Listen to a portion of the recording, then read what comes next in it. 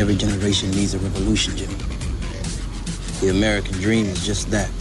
Just a dream. War is a continuation of politics, only by other means. Politics is a continuation of economics by other means.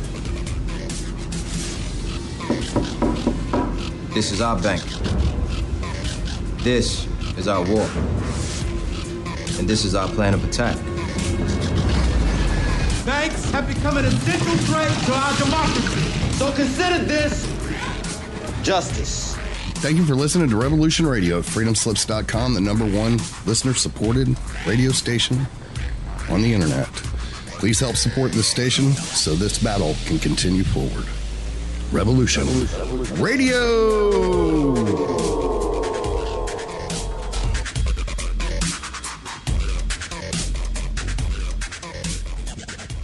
The opinions expressed on this radio station, its programs, and its website by the hosts, guests, and call-in listeners or chatters are solely the opinions of the original source who expressed them. They do not necessarily represent the opinions of Revolution Radio and freedomslips.com, its staff, or affiliates. You're listening to Revolution Radio, freedomslips.com, 100% listener-supported radio, and now we return you to your host.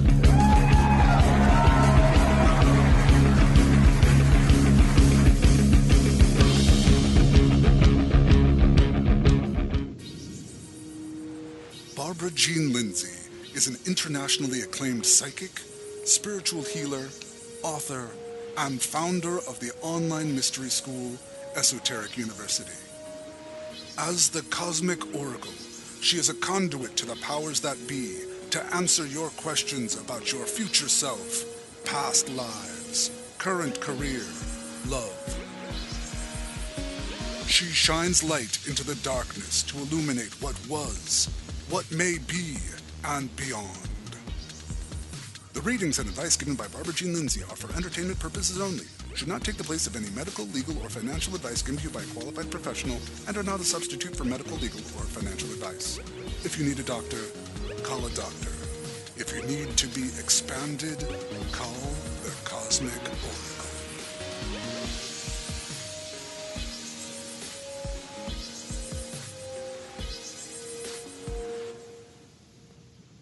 This is your host, Barbara Jean Lindsay, and welcome to the Cosmic Oracle Show. We're coming to you live from Los Angeles. It's Friday, December 8th, 2017, and I have with me today, I'm really happy that Patrick English is our producer, and he's with us here today on the station. How you doing, Patrick? Oh, fine, Barbara. Thank you. How are you? I'm coming back. You know, I have tore my rotator cuff and I'm in a sling, or I'm out of it. I healed myself pretty quickly. It took about a week, but I went through kind of this dark spiral. I'm back up again, and you know, you just can't keep me down. And I think I just needed some time and space alone. I just laid in bed for 3 days and just kind of worked on healing myself. Were you taking too hard? Yes, yeah. And so I just had to slow down and check out of the world a little bit and reboot or rejuvenate or reinvigorate my body. Sometimes I get really busy and I forget I have a body that I have to bring along with me. So it was a wake-up call. But I'm back and I'm feeling really, really good. And I'm really excited because we have an interview today with a lady that is how do you describe Sherry Wilde? I met her at the Expo, Awareness Expo in Cottonwood. I had the privilege to meet her and Jem and listen to her speak, and she's so inspiring, and she's been through so much, and she's so relatable. I think you're just gonna just love her as much as I do, and to hear her amazing story and her encounters with and lifelong interactions with beings from another dimension. So we'll be talking to Sherry shortly, and she will be talking about her book. I just finished reading it today. awesome read. Learned a lot. It's called The Forgotten Promise, Rejoining Our Cosmic Family, a story of a lifelong interaction with beings from another world. And that's Sherry Wilde, and she will be with us momentarily. But in the meantime, how are we doing on our donations this month, I have Patrick? to look at another part of the site. Okay, no, I got it. We're up to 606. That's better, but we're getting to 1/3 of the month, and we need 1/3 of 2575, and that's going to be at least $800 or $900. Okay. You know, So come on, everyone. This is Revolution Radio. We're your number one listener and user supported station on the web. And we ask that you go to freedomslips.com, push that donate button, and donate, because every dollar counts, every $5 counts. No one gets paid on this Freedom radio station. It's all volunteer, and we're trying to our best to get the truth out with over 80 different programs, and we have a whole new setup, right, that they're working on, that Hawk's working on, we have a Patrick? whole new chat room, which is incorporated also into a big group of forums. It's entirely because the old chat problem is that Flash is going to go bye-bye. There will be no more Flash, and that's a Flash-generated chat. And so had to get into another style of doing it, and this is a PHP-BB chat. Many forums are built on these, but this is a real-time chat, just like the old chat room. Okay. Slightly different, but it has all sorts of nice features and Yeah, amenities. I was on it the first time today and Yes, I hung out noticed for a little there. bit. I noticed. Yeah, What yeah. so hard was it? It wasn't so hard, no. And you even got your avatar up. I did, and I did it myself. I Mhm. did that myself with thanks to Monster. I don't know what's that helped me. Mhm. Our wonderful person who helps everybody here at the station. Do you Richard know? Kane. Yes, Richard Kane. He was Mhm. awesome. He walked me right through it, and I was able to do it. So Yeah, he's the webmaster. yeah, he's awesome. So thank you for that, Robert Kane. And so everyone, please, yeah, go join the uh, the chat room. It's really fun, and you can learn a lot. So, all right. So, without further ado, I'll give you a little background about Sherry, and I can see her sitting there. I can see her smiling face. So Sherry's gonna uh, talk about her story, her lifelong story of interaction with beings. And she is just a normal, everyday kind of mom, with two daughters and living the life, having her a real estate company and living the quote unquote American dream as best as she could. And then she had a contact that changed her life forever. So, welcome to our show, Sherry, and thanks for coming on and sharing your stories with us today.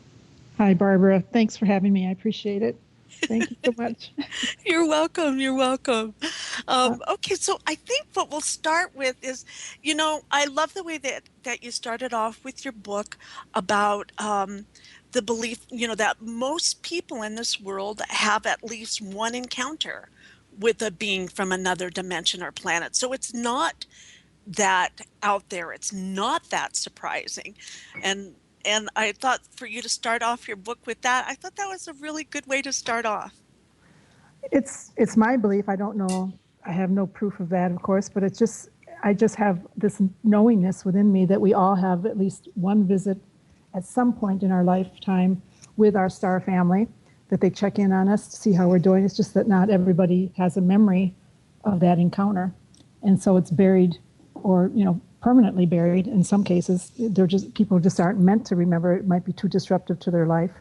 So those of us who are meant to recall and to work as ambassadors or as teachers or whatever you want to call it, we are allowed to have little glimpses and memories of it, and we're triggered at certain points in our life to remember and recall that we have this contact. So it's my belief. It's just kind of a knowingness that I have. I don't remember being told that. It's just what it seems to me, actually, of late, I have people that I've known for years that they're all of a sudden, they're just waking up, they're having encounters, and they're startled by it, shocked by it. I had a friend last week, she had an encounter, and she had never thought in her whole life, she's in her 60s, she never realized that she had been having this contact. She had a regression, and she found out that it goes all the way back to when she was a baby. So I think little by little, we're all going to, possibly come into that awareness, if it's true for us. Yeah, if it's meant to be. And that those memories are shielded sometimes to keep us from our minds folding, right? They don't give us too much so we go crazy or our minds fold. I know, because it does. It's crazy making, for sure. It's crazy making. Yeah. There's nothing that can prepare you for it. There's just nothing. And this friend of mine who had this experience just recently, she comes to my Course in Miracles class, and she's very aware of this. She's friends with me and others who are contactees. And so she doesn't find it strange or odd. She believes in it, but she never thought that she was having contact. And here, it turns up in her life, and she's okay with it, but it still blew her world apart. I mean, she's going to have a while. I've been emailing with her and talking with her about it, and to try to come to terms with it. It's a startling, it's life altering. It just changes everything when you find out that this has been happening. There's something about living your life and having another life that's been buried, because that's what it amounts to. You have this contact, and hours are missing, and in my case, hundreds or thousands. I mean, it's like another life running parallel right alongside the life I'm living on the planet Earth, because I'm with my guys so much, and it's hard to reconcile in your mind that you have had these experiences, and many of them are happening in your body, in this container that we live in on this frequency. And that's another thing that's hard to come by. It's one thing to go astrally or, out of your body at night while you're sleeping. That seems a little more acceptable and a little easier to grasp. But when you have a memory of where you're driving along and all of a sudden they come and they pick you up, take you on board the craft, and you're with them for 2 hours or whatever, and then they put you back and you just continue on your way, there's something freaky about that, to know that can, that can happen to you. It's hard. It's out of control. Okay, because we're taught we can control our lives if we all work hard and behave and do what we're told. Then that's all about control. And when you have an experience, it's such an experience. I love that in your book you call it experience, because that's what they give you as an experience. And it's not intellectually, it's much as an experience of it, and then you have to integrate that. That's where the fun part comes in, right? Exactly, Barbara, exactly. How do you go about doing that? Yes, it's almost impossible. Because and that's what I'm telling my friend is, don't expect to come to total peace with this. You may eventually get to where you are accepting it, but you're never going to have total peace because of how we are wired in this world. We want to know everything, and we'll never know everything because there's just big chunks missing, and you don't get explanations. Even my guys, as much as they communicate with me, when I ask a question, they're good about answering, but every now and then they just say, all you need to know, Sherry. And they don't fill in the blanks. And I'm just left there not knowing what is that all about. But I'm just trusting them. In my case, I trust them to know better than me, what's best for me, because it's probably pretty sure that if they were to tell me everything I ask, give me all the answers I'm looking for, my head would probably blow apart, So it's probably good they keep me in the dark a lot. It's better that way. Well, and they've acclimated you, right? A whole lifetime of building trust with them. Yes. Oh my gosh, yes. And I got an email the other day. I get emails every day from people who've read the book or seen me on YouTube or whatever. And some people I had this woman, she's very sweet, and I get what she's saying, but she was angry because she thought that I was being duped. She was angry that I was being played, and that I was thinking that these guys were were benevolent when they're really malevolent, that they're evil. And maybe I should have taken more time to write a real long email, but I didn't have the time to do it. I didn't have the energy to do it. I didn't feel like I needed to explain to her.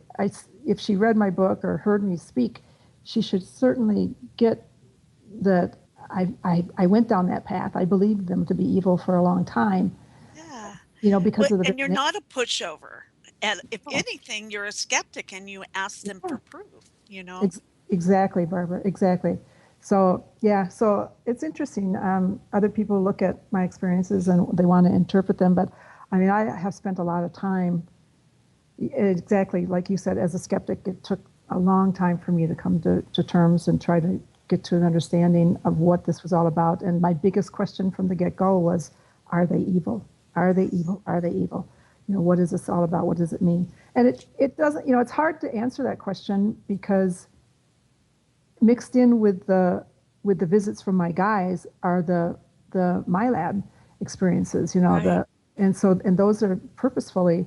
I didn't know about that. As I gained understanding, I came to understand that that's what they do. They come in and purposely scare you and mess you up so that you think everything, all ETs are bad, So yeah, it's quite the experience. Well, I'd like for you, if you would, let's start maybe for people who've never heard your story before. Yeah, I thought maybe we would start with maybe the story like your backyard abduction in 1958, or one of your first contacts that really made a profound change in your life, in your normal, took you out of your normal zone, shall we say. That would probably be, I know I opened the book with the one when I was 8 or 9 years old, but the one that really brought it all to the surface was the contact I had when I was, I was 17 years old, I guess, 1968 it would have been. So that's the experience that was investigated. And I was driving along in my little VW Bug Beetle, and driving along at about 60 miles an hour when all of a sudden the car just goes dead. The engine just stops. And the radio in that car kept playing even though the motor died. And so the song was playing on the radio, a Beach Boys song, I remember that. And I reached over to turn the radio off so I could hear, because I just figured I could pop the clutch. I didn't know why the car had stalled like that, but I just popped the clutch, and that didn't work. And so then I just pushed in the clutch and I turned the key back and forth, trying to get the car to start, and it wouldn't. In the meantime, I'm rolling along and quickly slowing down because I'm going up a little incline. And I look out and I see these men standing out in front of me. I think there were 3 or 4 of them, 4 of them, I think.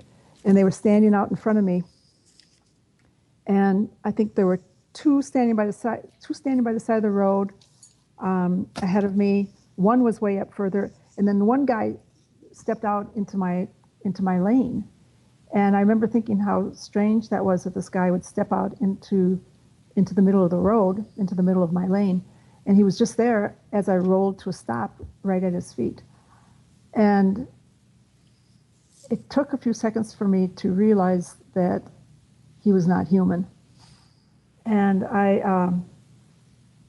had the presence of mind to roll up my window, lock the car doors, and then I put my arms on the steering wheel. I crossed them on the steering wheel. I grabbed the steering wheel with my arms, crossed them. I put my head down on it, on my arms, so I wouldn't have to look at him. And I was shaking so hard, I couldn't stop shaking.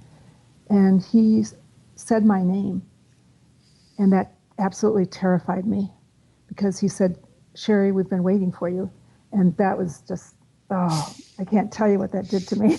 Because I didn't know I was going to be going down that road at that time. My girlfriend and I had made plans to go shopping, but I had to work that morning. My parents owned a motel, and I had to clean the rooms, and I was pretty sure my mom wouldn't let me get off work, but she did. And it was at the last minute. I only had to clean like 3 or 4 rooms or something, and then she said, "You can go." And so at the last minute, I jumped in the car and took off, and I had to be to my girlfriend, Vicki, to her house by a certain time. It was, I was supposed to be there by 10 a.m., and if I wasn't there by 10 a.m., she was going to go ahead and leave without me, because I was pretty sure I wouldn't make it. But anyway, I was going to make it. I was going to be right on time. So for him to know that I was going to be going down that road, there was no way. And it just scared the bejesus out of me. he was scolding me and telling me to look at him, and he said something like, "Sherry, why do you do this to yourself? Look at me, you know it'll be okay if you just look at me." And I was like, oh, I didn't want to look at that creature. It just terrified me. He had the big bug eyes and the gray skin, and the next thing I know, a claw. I mean, and that's what I would describe it. A hand came in and reached across, and it brushed up against me. I opened my eyes while I had my hands on the steering wheel. Opened my eyes, and I saw this gray claw, and with these really long fingers, and it wrapped its fingers around my forearm, and it was able to it wrapped all the way around like a vice-like grip. And then another one came in and grabbed my other arm, and they pulled me out of the car. And it was two of these creatures, the two that had been standing by the road had come over, and they pulled me out of the car, and as soon as they touched me, I stopped shaking, and the fear just left me. I stood there and had a conversation with the guy who had stood at the front of my car and had been scolding me, and I studied him. I took everything in about him, and I couldn't help but think, boy, he looks familiar to me. Why does he look familiar? And then the other thing I kept thinking was, how does his skinny little neck hold up that big, huge head? He had a really long neck, really long and skinny, and it had this big bulbous head, really big, and no ears, just crevices where his ears should be, indentations, and where his nose should be. His mouth didn't open. I could hear his voice, and his voice was very familiar to me, but he didn't move his mouth. But I heard his voice. I heard it. It seemed like I was hearing it audibly, and we just talked for a little while. And then all of a sudden he said, well, there's work to be done. And he turned really quick, and he was just like zip, zip, zip, and he was gone. And I turned to see where he went, and he'd gone off into the direction, off the road, into this field. And I looked over there, and there was a spaceship, little spacecraft sitting there, a little scout ship, probably about 16 to 20 feet in diameter. And I just thought that was so pretty sitting there. I just wanted to stand and look at it. But the guys who had a hold of me started walking really, really fast.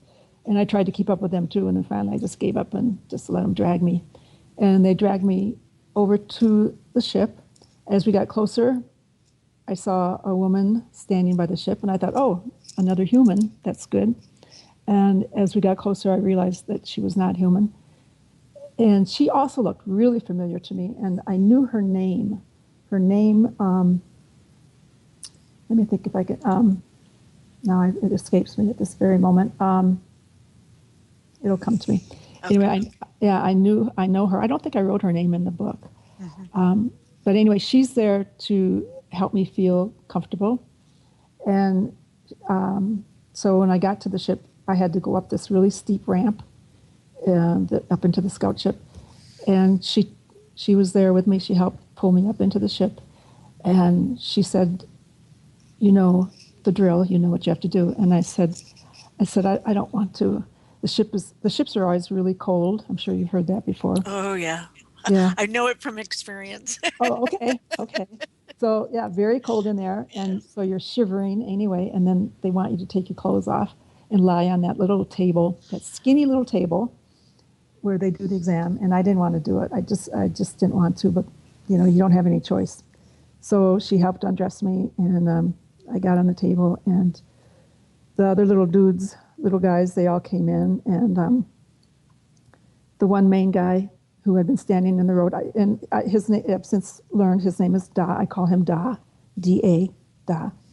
And he did the exam on me. And he's with you throughout, right? He's throughout your whole life. Yep, he is. He's been with me from the minute, I think I was probably less than a week old the first time I saw him. He came in to check on me, and I popped out of the body of the infant, the body I was in, and had a conversation with him. And I always wondered, how did I have this memory of looking at myself lying in the crib? And who was the person I was talking to? I always wondered about that. And that's what it became clear to me after I had been regressed and started getting my memory back. And it was him coming to check on me, and he was teasing me and asking me how did I like it now?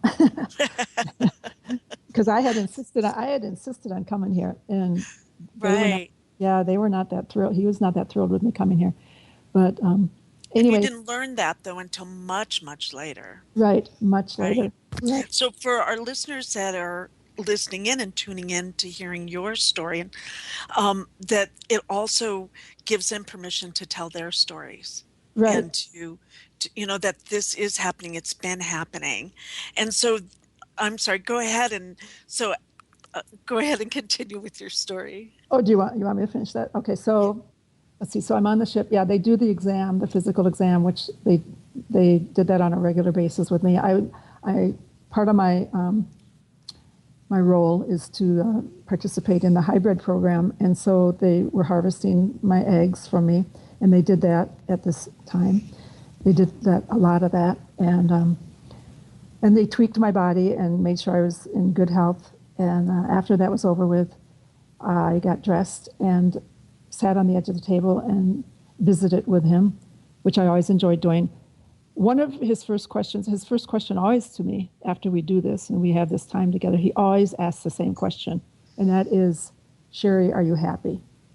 And that just, when I remembered this, and I remembered this encounter under hypnosis, most of it. I remembered part of it consciously, the other part we had to put me under hypnosis to get the details. When I remember him saying that just, it just, I don't know, it struck me as something very strange, that an ET would come all the way to planet Earth and pick up a teenage girl in rural Wisconsin and then want to know if I'm happy. But it was because he knows me and he has concern about me. And so we talked a great deal about the world situation and what things were happening. It was the Vietnam War at the time. And then he asked me if I had any questions, and I said, yeah, I wanted to know if he would take me for a ride up in the ship again, because I love going up in the ships. And he just smiled. He smiled, or he doesn't. They don't smile, but you can see the smile. It's the energy. Can you feel the smile? Yeah, it's the energy. It's everything, and you see it in his eyes. And he was amused by that, and he said, "Not now, but we'll be back for you very soon, and we'll take you up. We'll take you up then," which they did. And so after a while, it was time for me to leave. I had been with them for almost 2 hours, which is longer than you can stay with them, unless you're going up into the ships, the bigger ship. If you're in a little scout ship, you can only stay. I've learned you can only stay like an hour and 40 minutes with them. Anything beyond that, I'll get sick.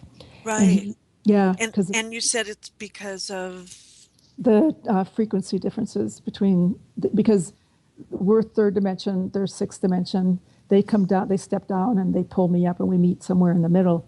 And so my car was sitting out on the state highway, and I'm sure there was traffic going by there. But I was in that ship sitting out in the field. We didn't take off. We stayed there.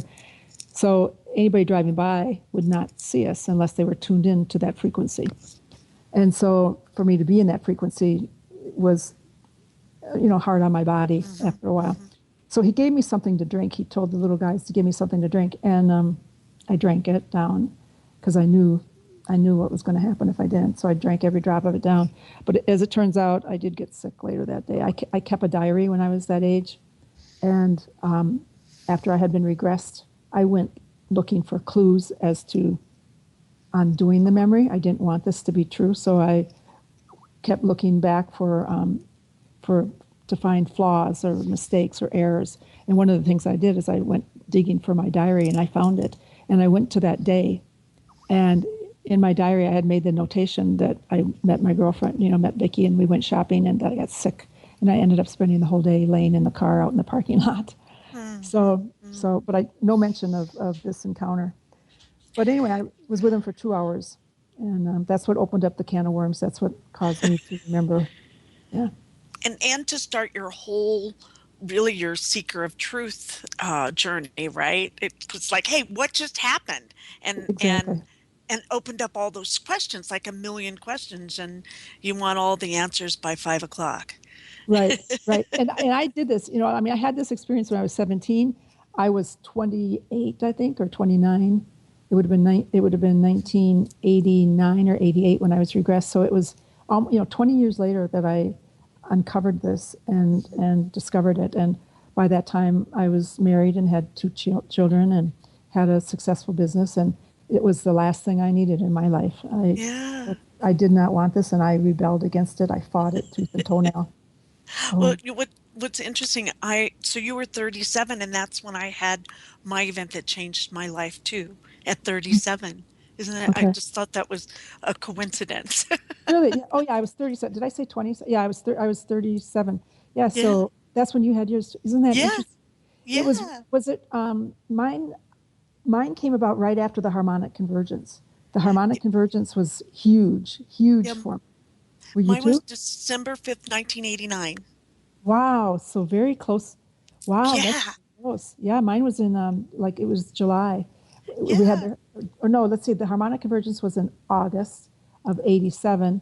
But then this whole thing. But it was during the harmonic convergence that I got the. I was told that this was going to be happening, and it was time for me to wake up and to start on my mission, and so Well, yeah. and you look back now of when you started this journey, and you've just grown so much. It's like you've had 100 lifetimes within a lifetime. Does it Yes. feel like that sometimes? Oh yes, Barbara, yes, very much. And that's why I'm very exhausted, let me tell you. I mean, I've wanted to leave. I've been ready to leave for a long time. I said I've done all I can do, and I should be out of here, but they won't let me there. Like and this last time they said they got me to agree to stay until they said September of 2018.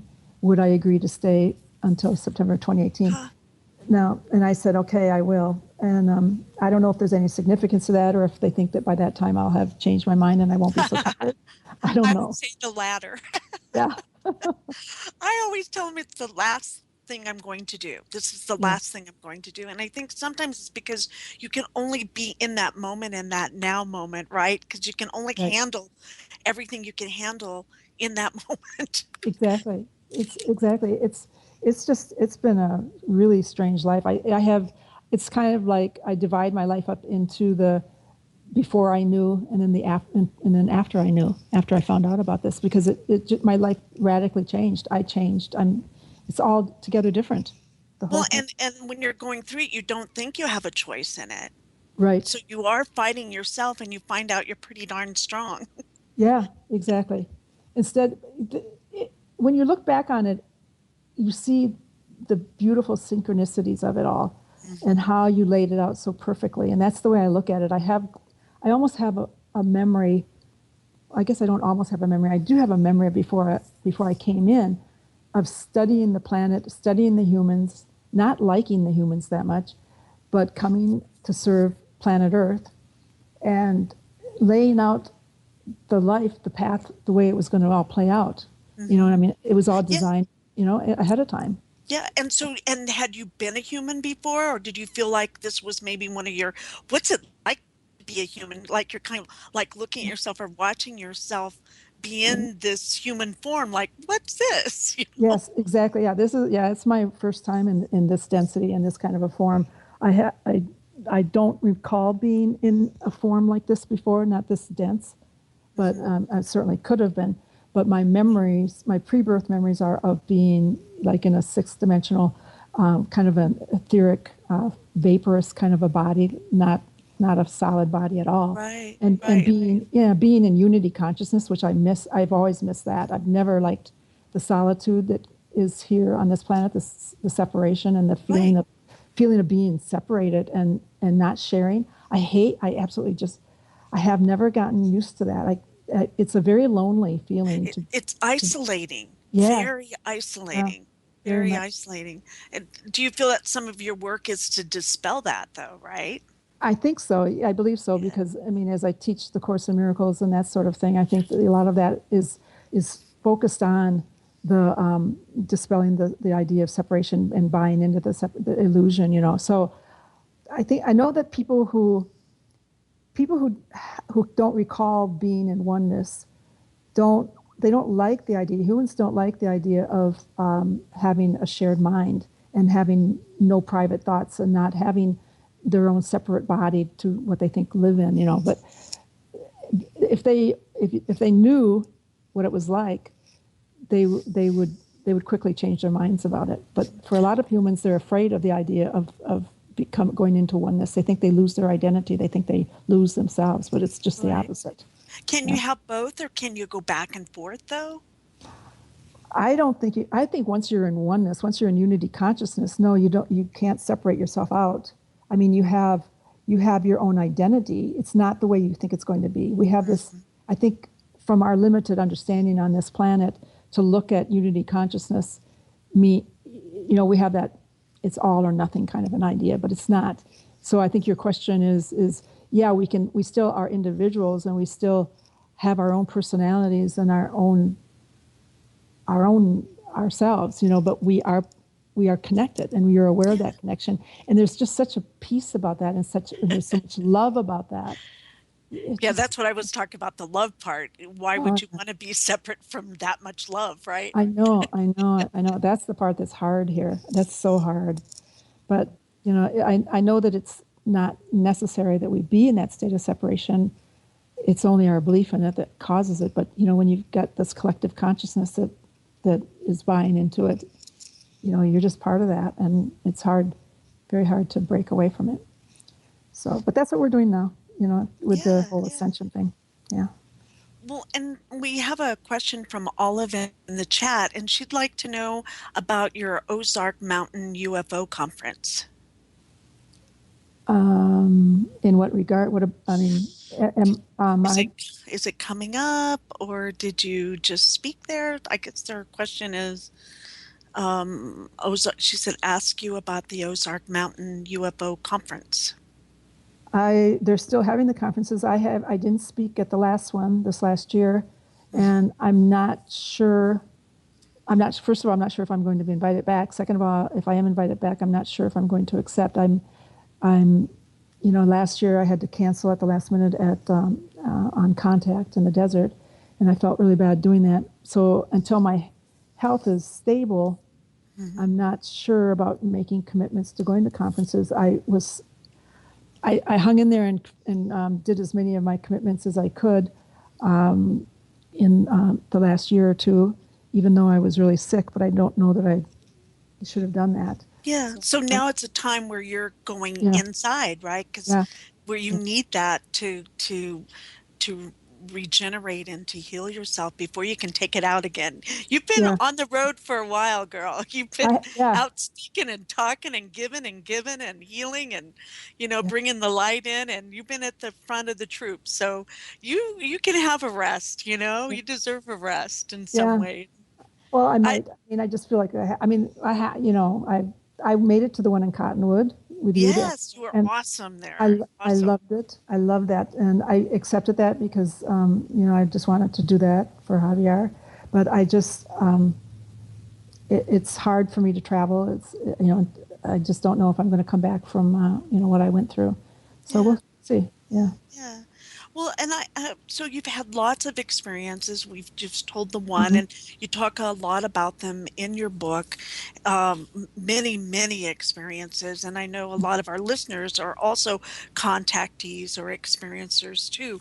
So my next question is, now that we've heard a little bit about your background and being a mom, a single mom, and taking care of your business and trying to, blend in this other life within this life and not go crazy, and that's probably why you have two kids sometimes. So you'd like to, but you just don't have time to go crazy. Right. Because you're being in the world.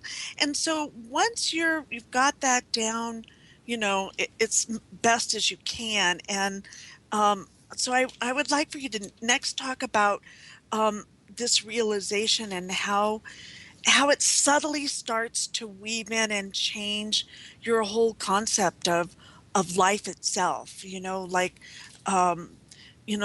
let's talk about maybe the illusion of time and our whole idea of time itself while we're here. Okay. Well, time and time space are both illusions in the third, fourth dimensions. They don't exist. Time does not exist in the higher frequencies. And time has always been a challenge to me. I've always thought it was a funny thing, even as a child.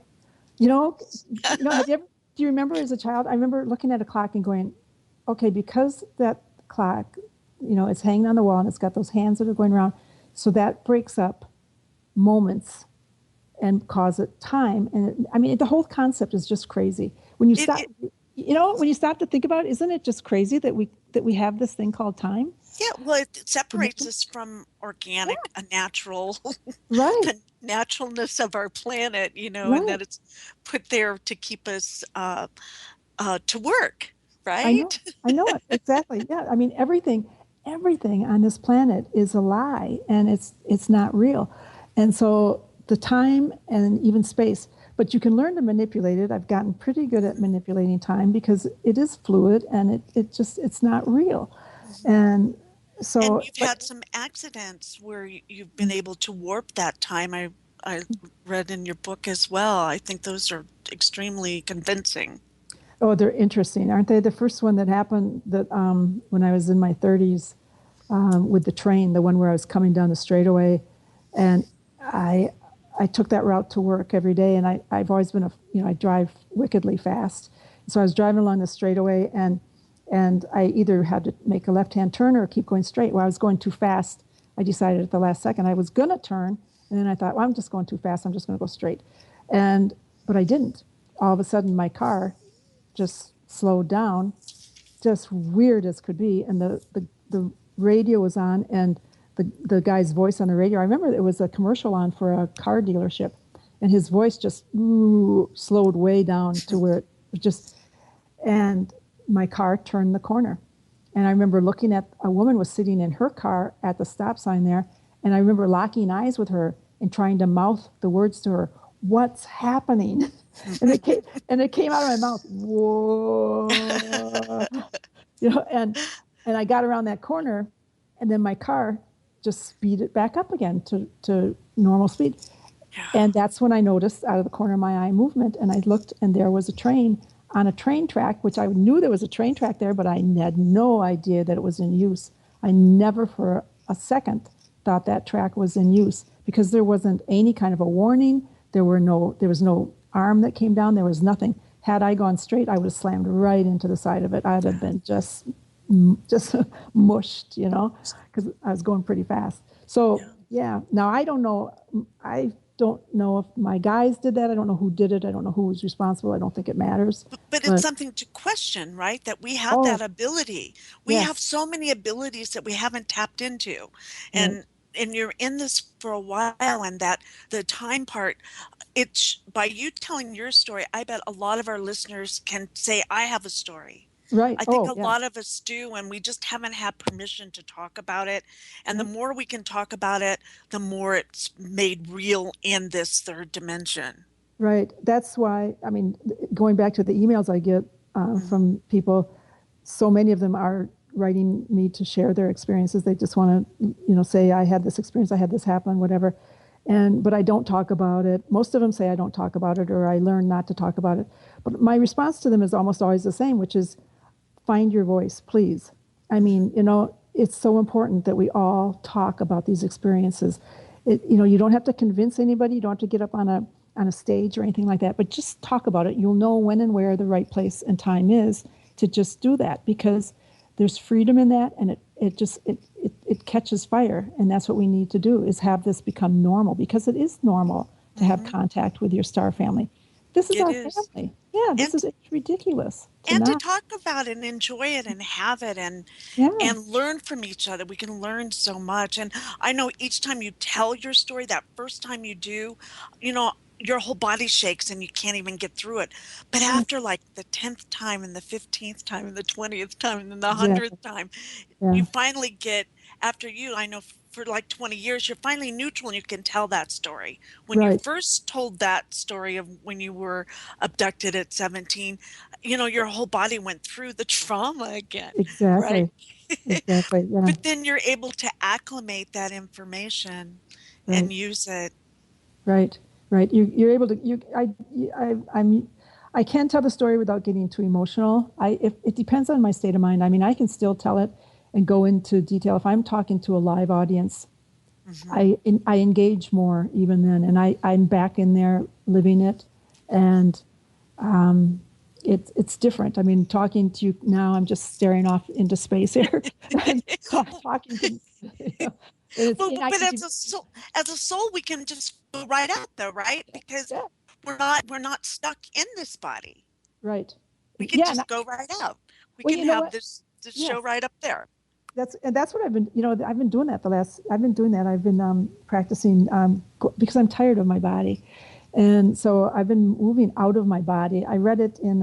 I've been reading A Course on Love, and in there he makes the suggestion that you do that, and I'm like, damn, I'm going to do that. So I've been outside my body a lot lately, and I'm enjoying it much more. I'm looking down on it most of the time, and that way you can kind of see the energy more, and I'm disassociating from it, and I like that. I like that a Yeah. lot. It's And you easier. can heal from that space too. You can Yes, heal your body from that space because you're not in it. You can exactly. just send it some white light and Uh-huh. whatever it needs, or at least have a conversation from a neutral point of view. Exactly. Neutral is good. Yes. Right. And so yeah, so we were talking about time, and that's something that's kind of changed your ideas of time after having these experiences. And then also your own psychic abilities turned on afterwards as Hmm. well. To Yeah. some degree, could you talk about that a Well, little bit? they amped up. What I found, and looking back on my lifetime of experiences, when I go through what I call periods of high activity, and I've had those periods on and off through my life. For instance, when I was 17, 18, 19, right in through there, they were in my life constant over those years, harvesting, I think, eggs, and just because that's the time when I was getting married and they wanted me to have my children right away. And so there was a lot of activity. There's been those moments from time to time. And I'm looking at those times and realizing that when I'm in their presence and when they're around me a lot, they pull my frequency up so much that my abilities to heal, I had ability to heal. I was able to heal my children and heal myself. I was able to go out of my body at will, which was fun. And I would go shooting all around the planet. Just so yeah, you do. And well, and even right now, but I think this is part of, I'm noticing that I'm having these connections with friends and people. If I think about them today's a good example. I thought of two of my girlfriends first thing when I woke up this morning, two good friends, and I intended to email my one girlfriend first thing, but my computer was rebooting. It had upgraded itself, so I couldn't. So then I thought, well, so I was thinking of my other girlfriend, and I thought, well, I'm going to text her. So I texted her to say hi to her. I hadn't talked to her in like 6 or 8 weeks. And both my girlfriends, well, the one is Vicky, my friend who in the book. Yes. She was one of them. I texted her, same time I was texting her, she emailed me. My other girlfriend, who I intended to email this morning, she emailed me while my computer was being upgraded. So when it came online, there was an email from her. So it's like more and more, as you have these your thoughts are connecting us. We're going to start communicating without having to talk, which is going to be, that's part of unity consciousness, having that sort of thing going on. So Right. I have friends that we actually are playing around with that a little bit.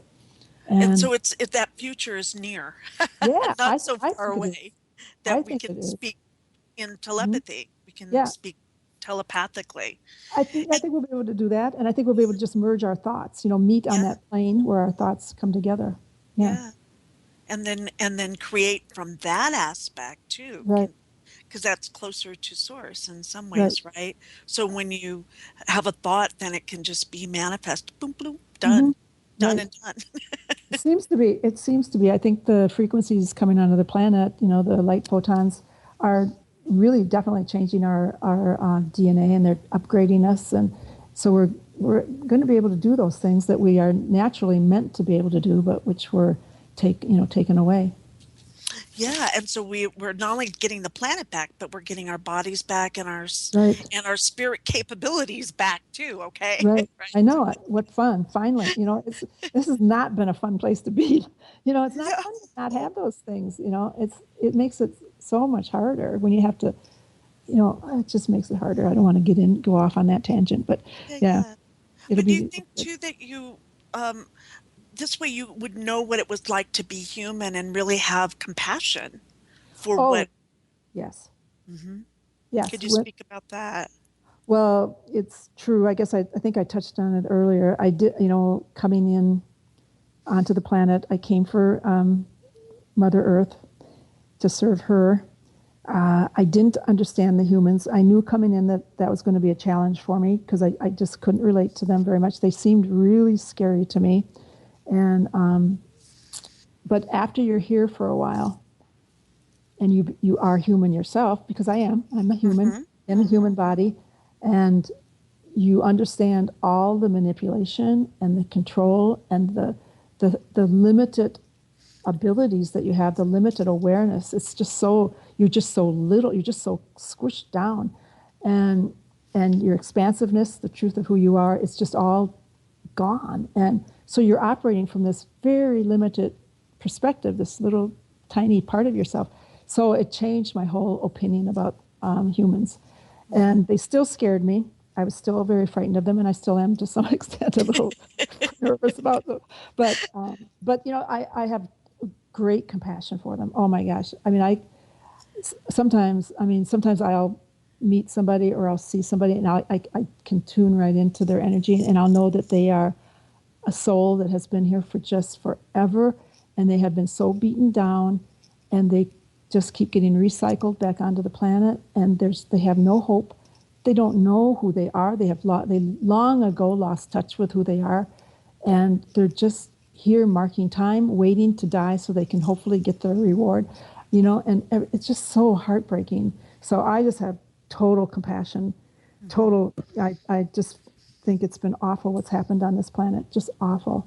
So, I want nothing more than to help be a part of liberating humanity from that. You are. You're the spark. You're one of these big sparks, one of these big lights that are doing just that, Sherry. I want to thank you for all your work that you've done and being out there and helping people so much. We're just about up on the break. And so when we come back, I'd love for you, we're going to talk about the 3 things that they told you that people need to know. Could we talk about those 3 things? I think, and then I would like to talk about the hybrid program too that you were a part of. Okay. And I know there's listeners out there that have been a part of that as well. And then whatever you want to talk about, and maybe a little bit about the future and where you see us going, also with the new year coming up ahead. We'll just get maybe some thoughts on where you see or think that might be going, if that's something you're comfortable with as well. Sure. Okay. Sure. And we have just a few minutes. Can you talk a little bit about light reading? That is something that you came back with too from having these experiences, that you're able to light read. And I found that fascinating. That was something they taught me back during that period of high intense activity in the late 80s. And they told me at that time about what they call the great earth changes that were going to be happening on the planet. And that's the first time I ever heard about this whole ascension thing. And I just thought it was the craziest thing I ever heard of when they told me that, the planet was moving into a higher frequency, and those who resonated with her would go with her, and those who didn't would be taken to a different planet, and their lives would continue on in another 3rd dimensional planet. And I had thousands of questions. I thought it was the craziest thing I ever heard of. But the reason they told me about it was because they had taught me to be a light reader, and they told me that I would need to be able to do that when the time came, that I would be one of many who would assist the souls on the planet in making their decision as to whether they were going to go with Mother Earth into the 5th dimension or stay in a 3rd dimensional, 4th dimensional realm. And so the way they did it is I had 2 1/2 days of when I would look at a person, I would look into their eyes, and I would just be able to read their light frequency. And I would know that they either were at a 3rd, 4th, or 5th dimensional frequency, wherever it was, what their frequency was. So for me, it was like I'd look at somebody and I'd either get they would be going or they would be staying. And if they stayed, that meant they were going to ascend with the Earth into the 5th dimension. If they were going to go, that meant they would be going to be taken off. Now, they never told me how they were going to be taken off. I asked them, are they going to send in ships and pick these people up, or are they going to die, or what's going to happen? And they responded with one of their great, "You know all you need to know, Sherry." I was like, thanks a lot. So, but that's what they taught me. And so I've always been able to read frequencies even from the time I was a child. I was able to hear people's thoughts to a certain extent, and I was able to read their frequency, which is not the same as their aura. I don't see auras. I honestly don't, but I see their light reading. People write me and want me to do a light reading for them, and I don't do that. I would not be comfortable doing that, so I'll just put that in there so people don't write to me asking for that. But it's an interesting thing to be able to do, and it's very subtle. And when I had those 2 1/2 days of reading, doing light readings, it was a lot of fun. When Da came back in 2009, and in the middle of the night after being gone for almost 20 years, and he surprised me, and he said, "Well, why are you surprised? We told you about the great Earth changes, and they're happening now. We're into the thick of it," he said, and he said, and I said, "Oh, so then I get to do the light reading thing," and he said, "Oh, you already did that," and so he explained that, and he said, as time as you know it was, stood still, we stopped time, and every soul on the planet was given the opportunity to decide if they wanted to go with the Earth, go with Mother Earth, or to stay in the 3rd dimensional, 4th dimensional realm. And every soul, was. We'll be right back. Thank you, everyone. Yep. Thanks, Sherry. We'll be right back. And thank you for listening to the Cosmic Oracle Show and our wonderful guest, Sherry Wilde. We'll be right back.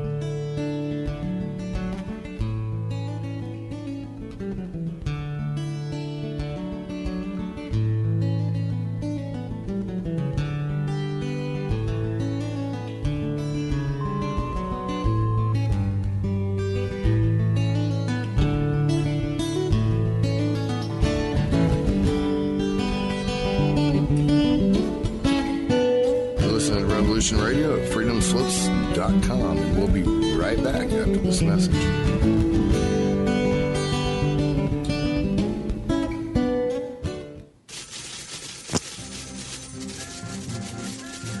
In breaking news, a visiting Syrian diplomat reported today that their population is evolving rapidly and advancing into a 5th dimensional consciousness. They are seeking peace with all cosmic cultures, which may mean that the Earth will be asked to join the prestigious Galactic Federation of Light Alliances. Please join Debbie West and Michael Hathaway on Lost Knowledge, Saturdays, 3 p.m. Eastern Standard Time in Studio A, for the latest breaking news on the Star Visitors' peaceful contact and the ongoing project of cleansing the Earth. Who are you? I am the architect. I created the Matrix. I've been waiting for you. Why am I here? You are the eventuality of an anomaly which, despite my sincerest efforts, I have been unable to eliminate from what is otherwise a harmony of mathematical precision, which has led you inexorably here. You haven't answered the question. The Matrix is older than you know. As you are undoubtedly gathering, the anomaly is systemic, creating fluctuations in even the most simplistic equation. Choice. The problem is choice. Right here at Revolution Radio, freedomslips.com. Be here Wednesday evening at 8 p.m. Eastern Time for Private Eye Matrix Revealed with Monique Lassonde.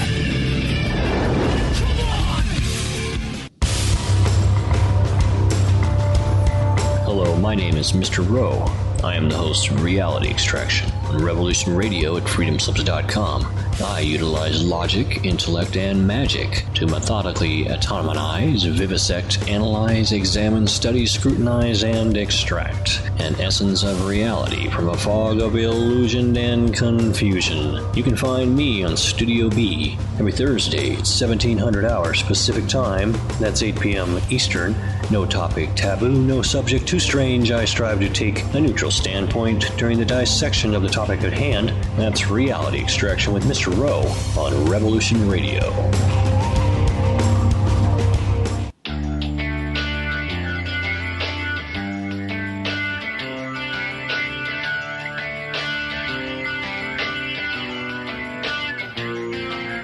This is Thomas, a.k.a. a Mad Painter. I'd like you to join me Monday nights, 10 p.m. Eastern Standard Time for Open Canvas. Don't forget to bring an open mind. Yes, folks, that's right. Bring an open mind to an open canvas. Again, that is Monday nights, 10 p.m. Eastern. UFOs to government corruption. This is Revolution Radio, freedomslips.com. You don't need to expect us. We're already here.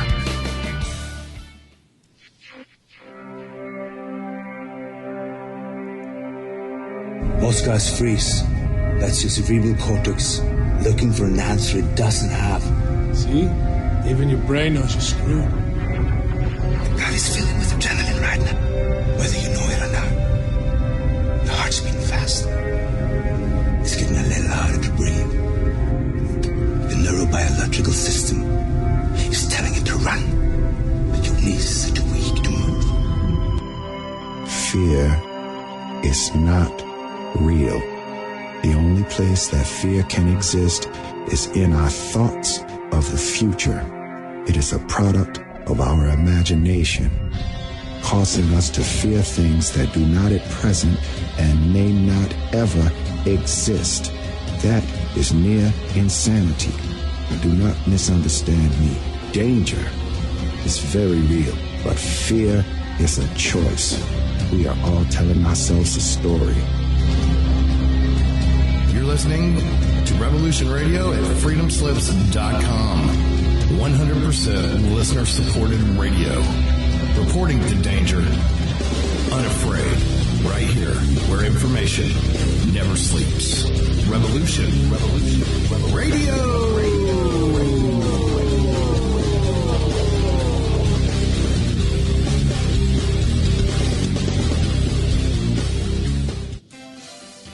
Hello, this is Maggie Rose McGrath of The Concord Show. And co-host Marine Corps Map, coming to you on Monday and Tuesdays in Studio A, noon to 2 Eastern. And Studio B on Wednesday nights, 10 p.m. to 12 a.m. Eastern, with educational, instructional, information, and situational updates, often with wonderful guests on the current landscape in the U.S. and overseas. This is a go. We are with you, side to side, and back to back. Please join us on Monday through Wednesdays, as well as other hosts and guests here on Revolution Radio. We're not gonna take it anymore. That's right, we're not gonna take it anymore. We said we're not gonna take it anymore. That's right, we're not gonna take it anymore. The opinions expressed on this radio station, its programs, and its website by the hosts, guests, and call-in listeners or chatters are solely the opinions of the original source who expressed them. They do not necessarily represent the opinions of Revolution Radio and freedomslips.com, its staff, or affiliates. You're listening to Revolution Radio, freedomslips.com, 100% listener-supported radio, and now we return you to your host.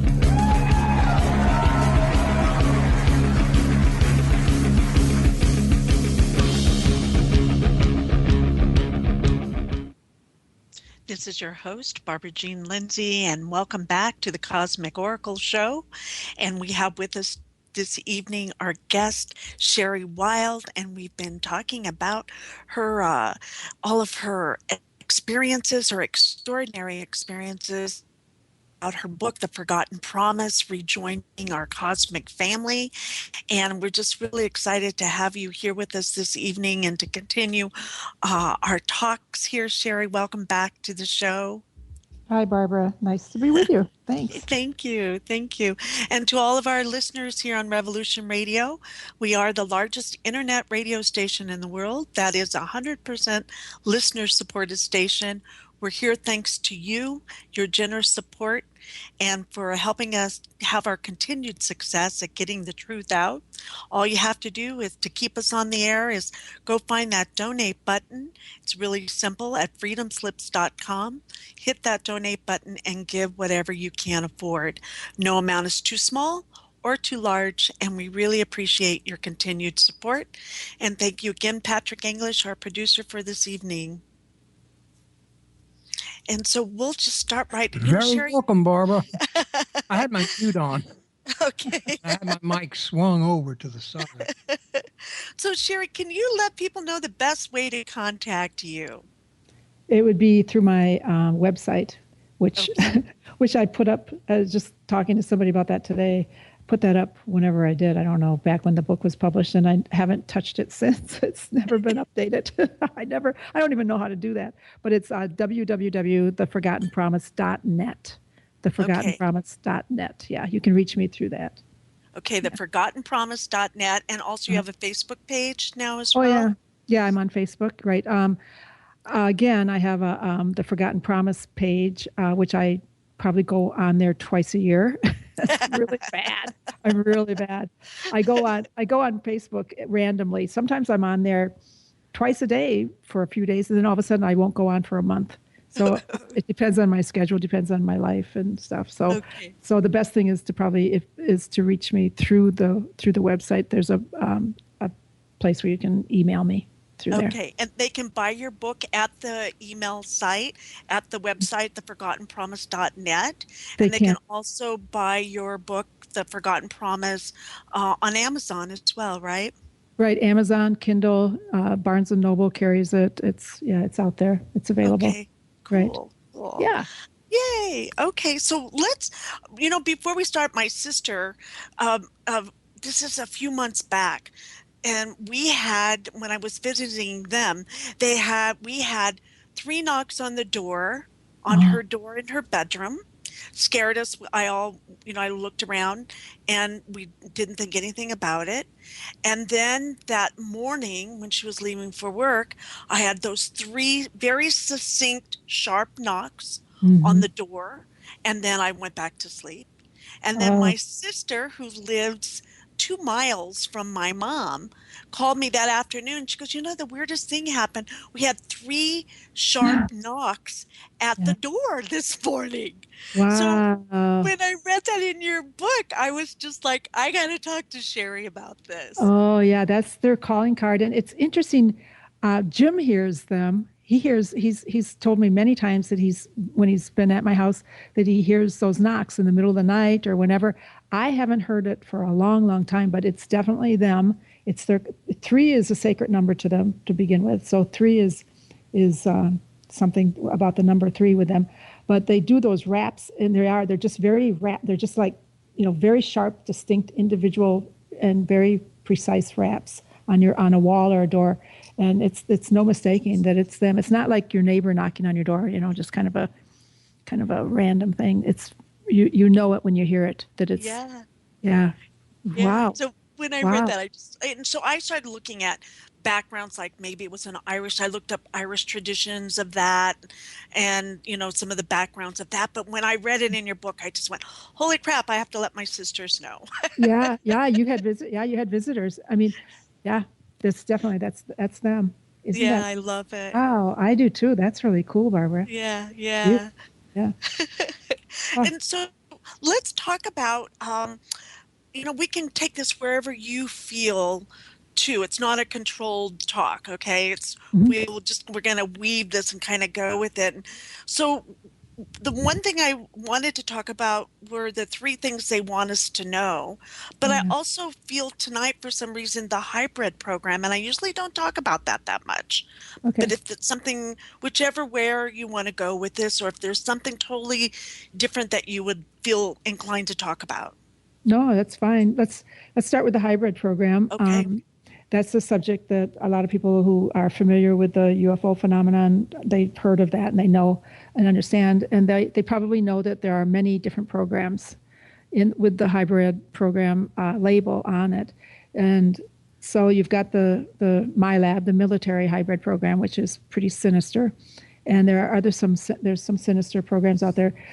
But my guys, the reason for their hybrid program that they gave me, and the reason that I volunteered to come in for it and participate in it while I was in a human body, is for the purpose of preserving the biological entity of the human being, the human species. When I came in, I made the decision to come in as a volunteer in 1947. I was born in 1950. And at that time, the planet was on a path of destruction. humanity was not going to evolve with her. They were not going to ascend with the planet. Gaia had made the decision after the atomic blast in 45. She knew that she was going to be destroyed by her children if she did not take the opportunity during this next portal of opening to go into the fifth dimension. So she made the decision because she had let go other opportunities. There had been other chances for humanity and for planet Earth to ascend, but they had not ever worked out. There had been manipulation and controls and things hijacked. Basically, humanity's ascension was hijacked. Mm-hmm. So this time this is the last opportunity for, if you want to ascend on planet Earth, this is the chance to do it now. And so the hybrid program was put into place because we didn't want to lose the human species. And that was going to happen. They were going to be washed clean of the planet, and that would have been a terrible loss. So those of us who came in to participate in it, we have hybrid children, but as I like to say, we're all hybrids on the planet because we come from the stars. So, right. People get upset. It's always amusing to me when people get upset about, what are they doing? They're mixing their DNA with ours. Oh my gosh, but there's no such thing as a purebred human. It just doesn't exist. We're like the Heinz 57. We got a little bit of this and that in us, but it's a miraculous body. It's quite a feat to have developed this, the way that it evolved. So they didn't want to lose that. So most of my hybrid children are human to human, with some ET tinkering and upgrades to them as they saw fit.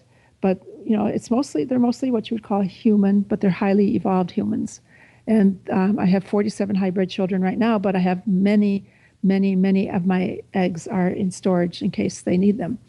And so that's why I participated in the hybrid program. It seemed to be a worthwhile reason. It's not for anything freakish. It's perfectly normal. Mm-hmm. It's the way life evolves in the universe.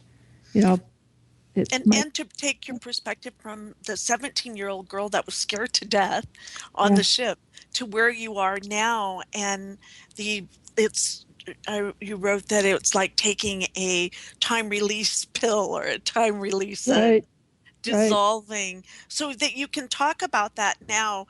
What you just said back when you were 17 would have blown your mind, but right now it's just a matter of fact, and this is the way it is. Oh yeah, when he came at me with that huge syringe needle thing that he was going to stick into me to get the eggs, to extract the eggs, I was terrified, and I didn't want him to do it. And I didn't understand at that time, because your memory is blocked. You don't get to remember. They can't tell you. It goes against the laws of the universe to clue me in and tell me. And as he told me many times, it would have wrecked my life. I wouldn't have been able to live a normal human life had I been aware of the part I was playing, in the hybrid program or any of this. So it had to be done on a little by little basis, just slowly revealing to me what I needed to know at the time, just enough to get me through, so that they didn't want me to kill myself. They didn't want me to give up on the mission, but they wanted me to remember enough of my mission that I would fulfill it. So it's a delicate balance, and all of us who are here as volunteers and light workers, we have that going on. We're, if you get too much information, it overwhelms you, and it's the children that Mary Rodwell talks about. Those amazing children that are coming in without having any veil, without having any block on their memory. They know where they came from. They know why they're here. They have open contact. They're very open about the fact that they're talking to their star family. They're anxious to get on with their job and their role. It's for some of them, and it's interesting because you'll see YouTube videos. I saw one the other day. Somebody sent it to me. A little boy sitting in his car seat in the back of the car, and he was just hysterical because of the way people were treating the planet. Now that's a star child, that's a kid who came in with a definite role to fulfill, but he's kind of remembering too soon because he hates humans because they're so mean to the planet.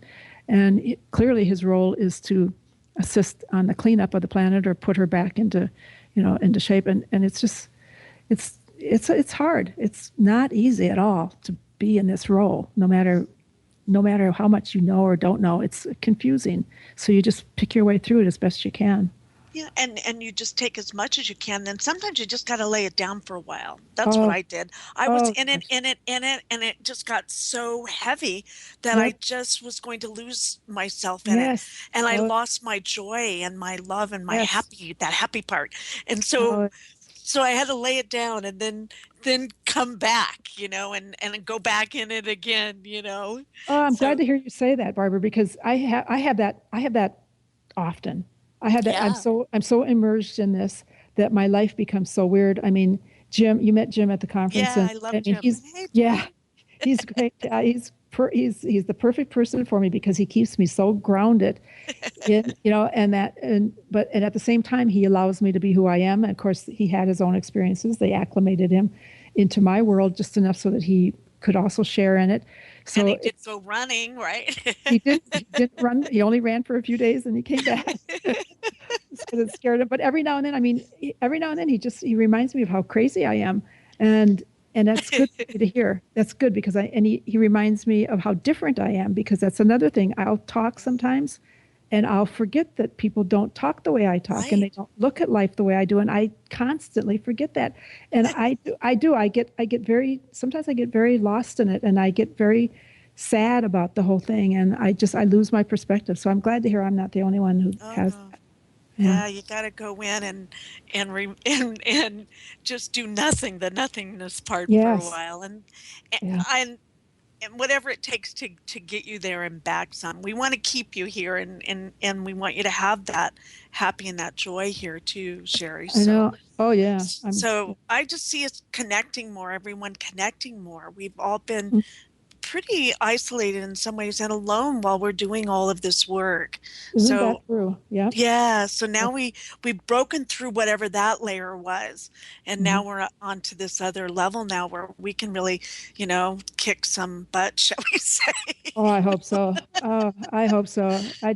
I see a lot of people awakening, and that just brings me so much joy.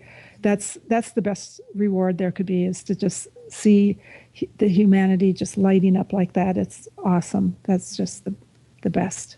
So can I ask you too about the hybrid program? You write in your book about what was it like to meet your children? What did that feel like? I mean, was it amazing? Was it like, could you talk about that a little bit? Oh, you talk about joy. Yeah, that was when I wrote the book. It was during a time in my life. It was a really bizarre time, and there's many people who have gone through that cleansing of their life. A lot of us have gone through that, and that's what I was going through, that cleansing. I was going through the losses that you go through. Yeah. And so I lost my entire family, lost my birth family, lost my 2 children, weren't talking to me, and your finances, my finances, lost my business, I lost everything. It was just like amazing. I'd been standing on top of a mountain, had this wonderful, beautiful life. I just loved it. I was having a great time. And then all of a sudden it was just in the blink of, in a matter of a couple of months, it was just like gone, everything so fast. And so I was in Arizona writing the book, as I was directed to do, and didn't have any say. I just was sent down there and just did it. I thought I was coming to Arizona to die. I really did, because I had the premonition I wasn't going to be coming back to Wisconsin, and it's true. I didn't come back. I totally switched out, and a different version of myself came back. So that part was true. But while I was in Arizona, I was feeling very sad because I had no connection. I had no family left, and I had asked about. I had gotten a lot of answers. My guides were nearby. I was having a lot of contact. And at one point when I was walking in the desert, I would go for walks every day and I would talk to them. And we would have conversations, and they answered my questions. And I asked them, why I had so much contact. And that's when they showed me that I had come in as a volunteer. And that's when I saw the whole thing laid out in front of me. I saw myself as I was before I came here. My memory of who I was before I came here all came back to me. Saw myself planning my life, all of that. So one day I was feeling bad, and I just said, and I didn't expect an answer to this, but I just said, I just miss family. I'm just missing family. And I had lost friends. I just felt all alone. And I said, I just don't like this, but I didn't know what else to do about it. And I think I asked specifically if I could meet a couple of my hybrid children. I think that's what I asked.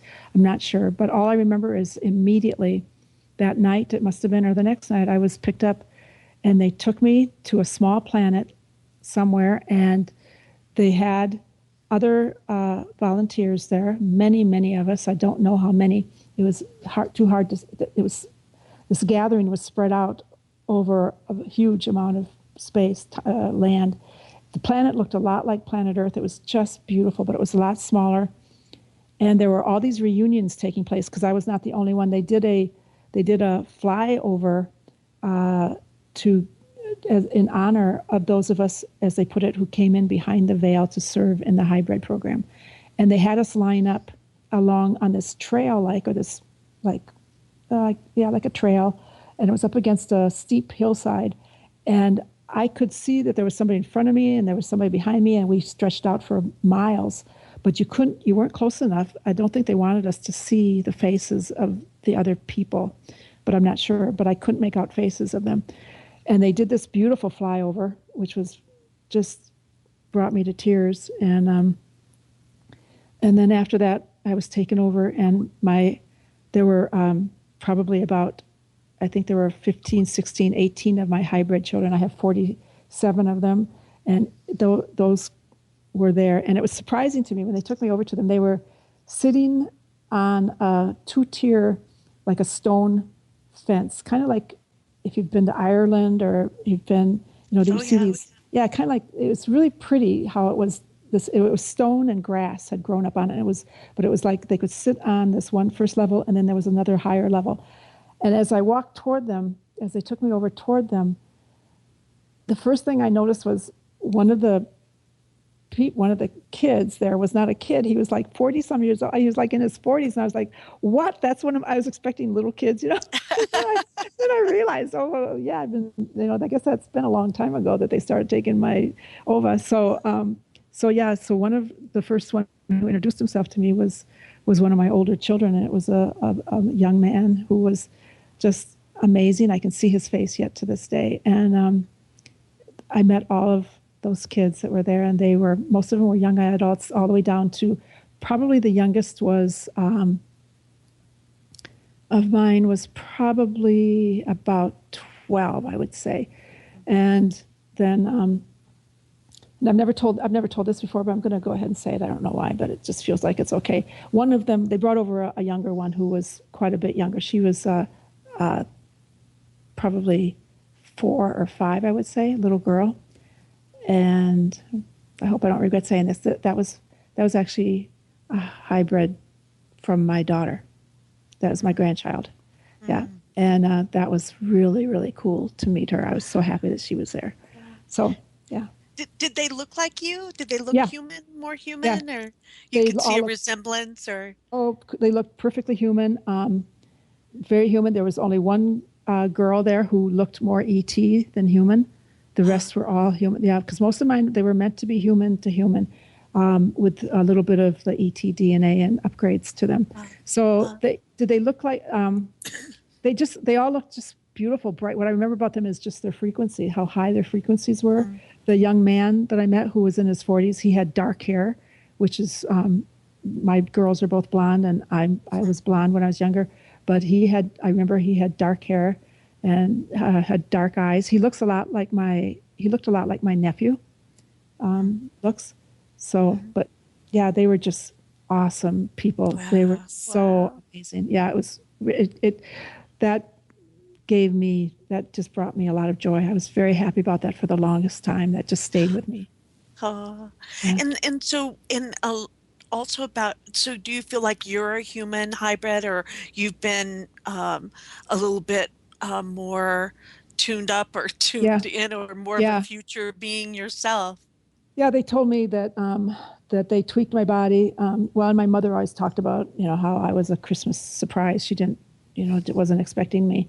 And so her pregnancy was a strange pregnancy. She had miscarried, and then turned out she had me.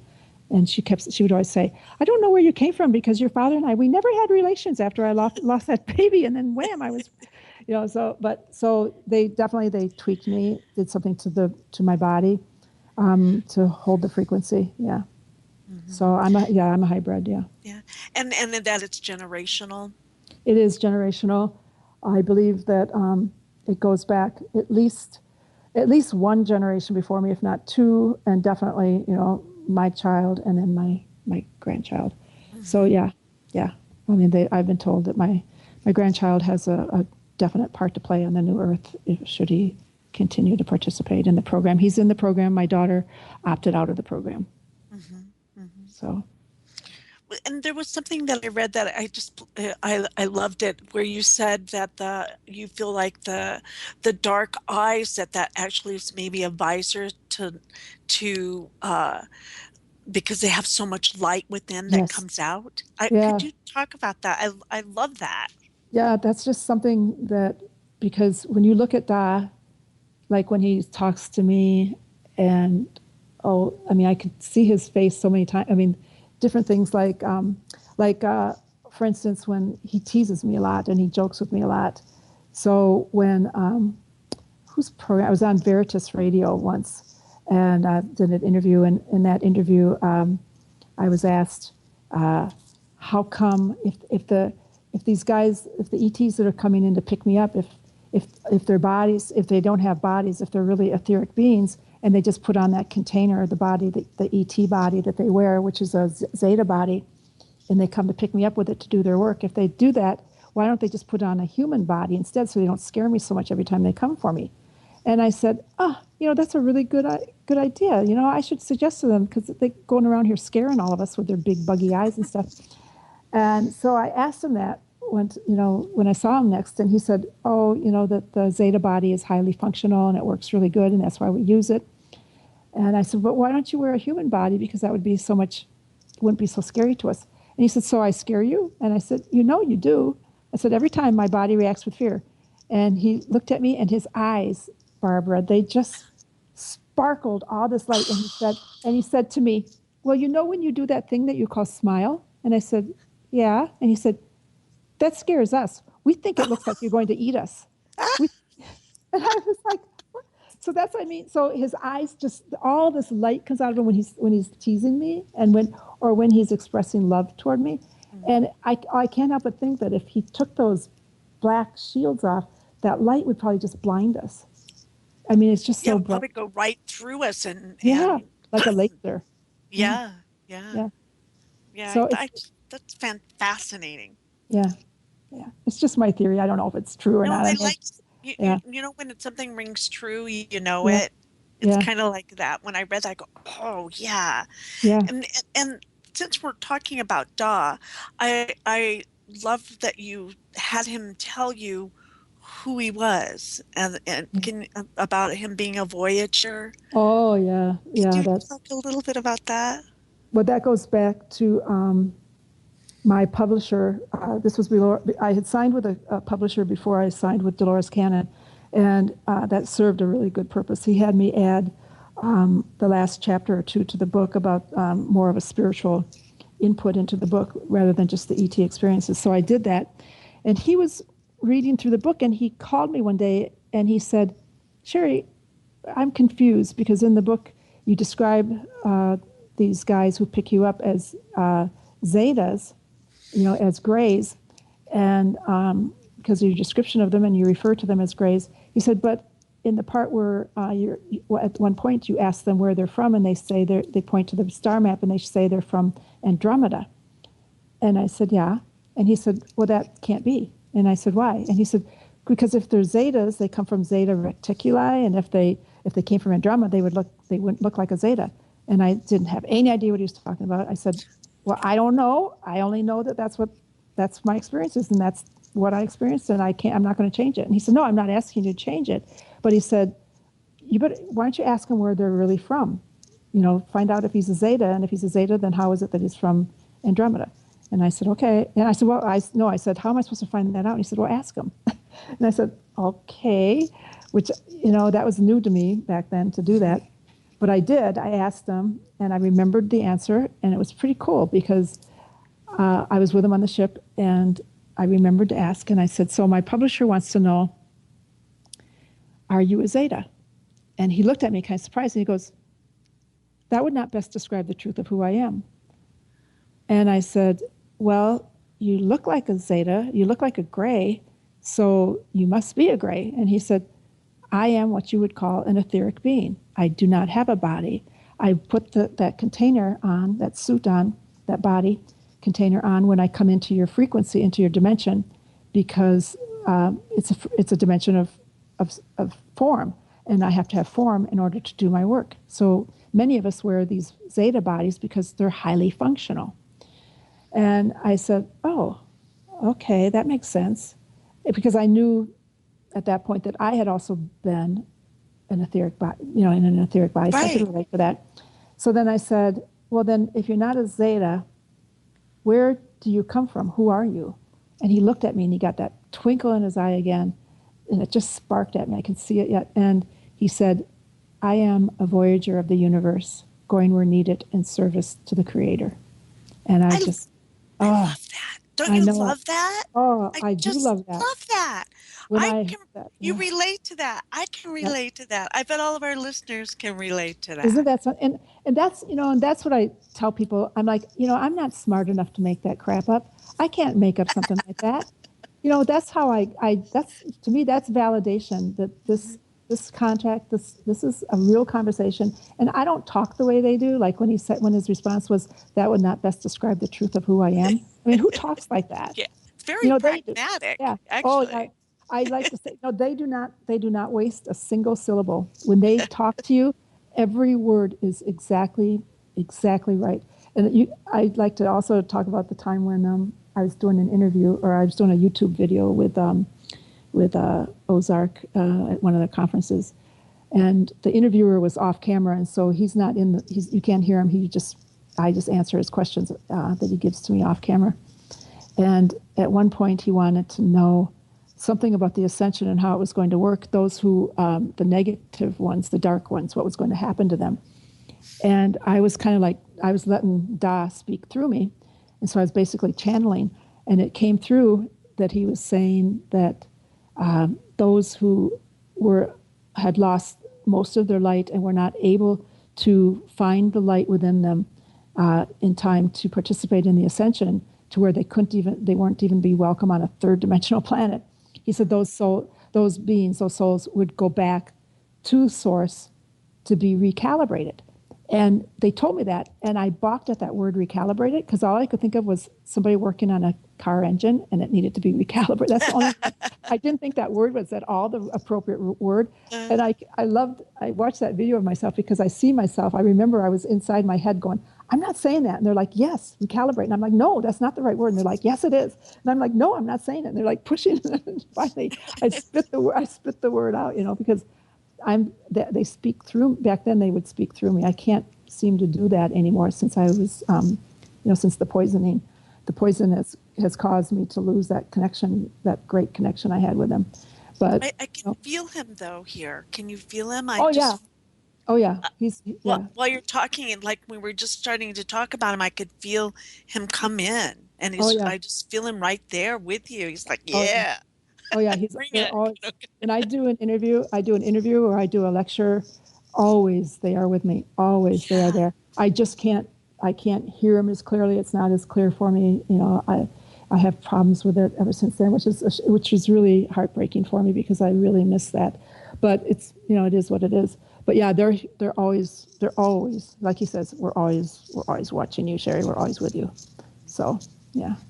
Definitely. And so you feel like you've gotten past where you felt I don't want to spend a lot of time on it, but I mean, you've paid your dues here. I mean, someone tried to take you out, right? Yeah, they tried to take me out. It should have happened because it was quite a massive attack, and it didn't happen. I mean, I should be just sitting in a corner, just twiddling my thumbs or something, because my brain should be so damaged from the poison, the amount of poison I had. It's amazing that I'm able to function at all, but So I had, my protection was there, but it still left me damaged. Yeah, definitely. But you're coming out of it. You feel yourself. Yeah, I have permanent damage to my body in ways, but I'm the reason, I came to Arizona for a few months now so that I could practice walking, get back into walking again. Yeah. So it's chronic. So you're dealing with something that's chronic. It is chronic. Yeah, it's my poor body. She was very healthy all my life, very healthy. I took good care of her, but poison does nasty things to her. But still, it's coming. I'm much, much, much better than I was. Good. I'm glad to hear that. Yeah. So we got to keep you strong. Yeah. Well, I've learned. It's been quite an experience because what I learned was how important it is to eat organic, clean food. Because I tell you, the best food that I could get every time I was really, really weak, Jim would take me to Chipotle. And I'm going to do an advertisement for Chipotle because they are being sabotaged, terribly right now. But when I would eat at Chipotle, I could feel it was just like I got an infusion or something because the energy. I'm not kidding you. I would stumble my way in there. Jim would hold me up as we walked in, and I would eat that, and I would feel the best. I felt that would last. That would just fill me up. It was just awesome. So I've learned a lot. How important it is. And the other thing they told me over and over and again, and I didn't listen to them. They said you cannot drink any alcohol. You can't. Not even a glass of wine at night. And it just it takes your frequency down. That really got me mad because I was like, you know what? It's not that fun being here. Don't take that. Don't take away my one thing that helps. Right? Yeah. My only one thing. I know. So it's been an experience. Well, I heard that a little bit myself too, and you fight that and you go, God, it's not fair. Yeah. You throw like a tantrum like 10-year-old, I know it. But it's like, come on, really? I mean, but yeah, they were warning me about it because that was part of the attack that occurred. Was the door was opened for them because I was having that glass of wine at night. I wasn't drinking till I was drunk. I would have a glass of wine with my dinner, and they said you can't have that. That's enough. That it lowers your frequency. It opens the door for them. They did. I wish they would have explained it a little more precisely like that, but I learned that as time went by, kind of too late. But yeah, it's just little things like that. Going to bed with just enough of that little bit of alcohol in you that it lowered your frequency. Yeah. Yeah, it probably opens up your crown chakra too, right? Yeah. It just opens it up. Something. Yeah. It left me vulnerable because they should not have been able to touch me, but they were able to. They did it they were smart about it. They used an implant to mess with my thoughts, and then they used alpha radiation to lower my immune system and my frequency, and then they used the poison. So it was a 3-prong attack, and it was pretty ruthless on their part. But well, thank you for sharing that, because all of our listeners, that are out there on the front lines too. I mean, because sometimes you feel like you're living your life, but also whatever happens to you happens to thousands of other people, right? At the same time. Exactly, Barbara. And as long as we're touching on this subject, I will say, because I'm hearing from many, many people who are feeling that they might be being messed with, and certainly we all are being messed with. It's to what degree? But if there's those people out there that feel like there's this huge interference, and you do know it, there's no denying, because all of a sudden your thoughts are not your own. The way to get through it, that I finally learned, is you have to declare yourself a sovereign being, and you have to just very forcefully tell those entities when they show up at your house, or they show up, or you feel them or sense them around you, or even if you just suspect that they're there, you just say very loudly and clearly, I am a sovereign being. I am a child of God. I am the creator. You cannot touch me. You are not allowed here. You leave me alone. You leave my family alone. You can't come near me. And you just have to stand your ground with them. Mm-hmm. And they have to honor that, so I hope. And the more you can run that through your body and own that, the more you're someone to be dealt with, right? Right. Exactly.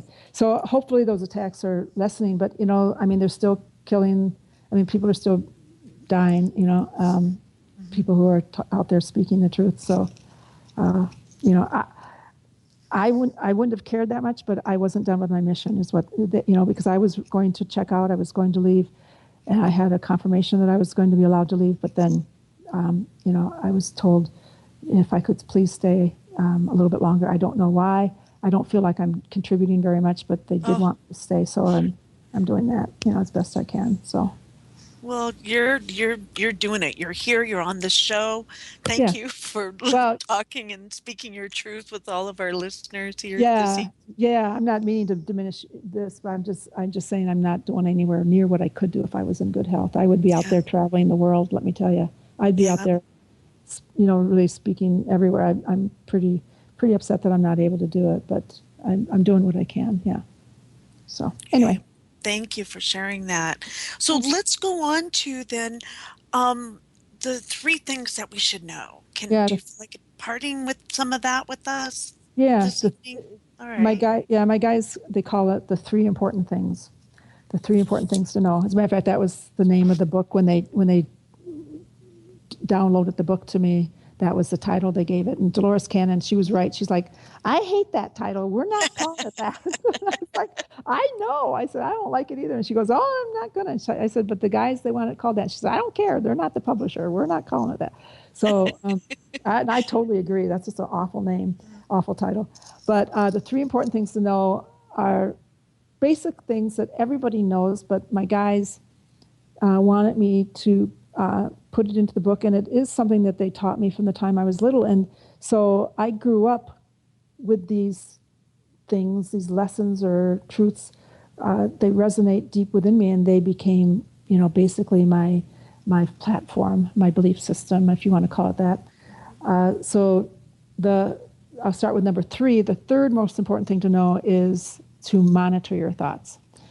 And they taught me that when I was very young, and I'm so grateful to them for that, because as a teenager and as a young adult, my family were prone to depression, and I saw that coming on when I was in my 20s, and we were so poor, and life was a struggle. It was hard times, and I could have easily slipped into a very dark place, but I knew enough to monitor my thoughts. I was aware that my thoughts were becoming more and more negative, and I just changed them. I forcibly just changed them. And so I don't suffer from depression. I've never really had problems with that. I have had days where I'm not as happy as I'd like to be or things like that, but I've not gone into chronic depression like so many in my family have. So the thing about monitoring your thoughts is that it's directly linked to our frequency. So your thoughts are kind of like your thoughts go out from you. It's energy that goes out from you. And what it does is it puts you on the timeline that resonates with the thought that you're having. So if you have a high frequency thought, one of love, or if you have a fearful thought, then that's low frequency. Your experience of life is going to be based on where you're accessing the timeline. You see, because we're multidimensional beings, which is the 2nd most important thing to know. So those 2 tie in together. So if you have a thought of fear, then you put that thought out, you're going to attract to you a fearful situation, a fearful life experience, and that's your life on a day-by-day basis. Your thoughts create that life for you, or I don't like to say create, it's more like you access the timeline that resonates with the frequency of your thoughts. So it's so important to monitor your thoughts. And right now, during this time of ascension, it's way, way important, more than ever before, that you keep your thoughts high so that you are taking your frequency, your vibration is going higher, so that you resonate with the new earth, with the 5th dimension, because that's a high frequency. So monitor your thoughts, which ties into the 2nd most important thing to know, which is we are multidimensional beings existing on more than one level simultaneously. And I'm 5 years old, and they're teaching me that. I mean, and I can remember going on the ship, and you go on the ship, which I love.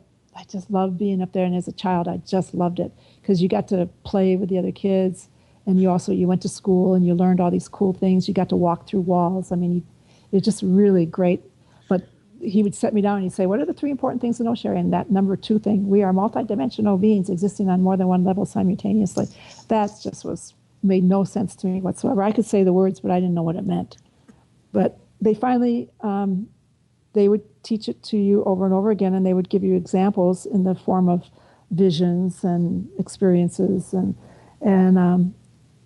they finally got it through to me when they took, I think in the book I talk about it, they took like these layers of what would be like onion skin paper. A lot of people might not know what that is, but back in the day when you had typewriters, you had onion skin paper, very thin, like the skin of an onion, very thin paper, very wispy, and they stacked up a whole bunch of those. They were about 12 inches high, or 8 to 12 inches high. So there were dozens of these pieces of paper in there.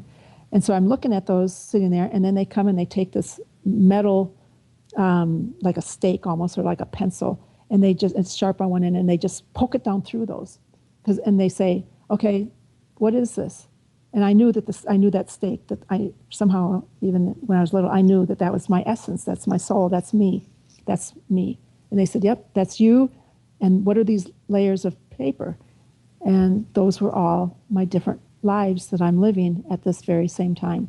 And that's only just a part of them, because we are, at the end of the day, we are everything. We are the universe and more. But that drove home the fact that my essence, who I am, goes down through all these different levels, and you've got all these different lives all occurring simultaneously at the same time. And they all affect, what happens on one level affects what you're doing on another level, because it all comes back to the frequency of your soul. So all of us have lives that we're living on a ship somewhere on a higher frequency, or on another planet, in another universe. We have ourselves that are with Source, with our Creator.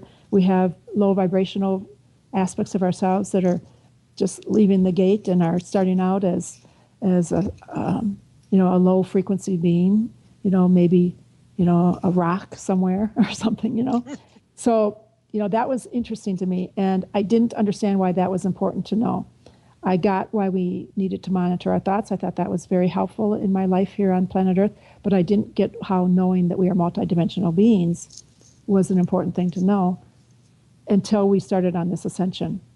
And now I get, because what we are doing at this time is we are integrating, we are bringing all of our aspects of ourselves back into alignment, back into oneness, back to unification. And so that's what we're doing. So that's why that's back important. into the light, right? Absolutely, yeah, to the light, yeah. Those negative aspects of ourselves, those have to be balanced and forgiven and let go of, So it's a great analogy. The way you discuss it in the book is beautifully written. It really is. Thank you. It was hard to find the right balance. How far do you go with it, before it starts to go blah, blah, blah, blah, blah. Because it's a hard subject. It's a really hard subject because, you could go off on down a lot of different alleyways with that subject and trying to convey it without losing the reader to boredom or something, But the number one most important thing to know, which is the one that Da always said, this is the only one you really need to know. This is the only one that humanity really needs to get and understand. And he always would say, this needs to be more than a bumper sticker. And he's right, because people know this. And the number one most important thing to know is that we are all one with our Creator.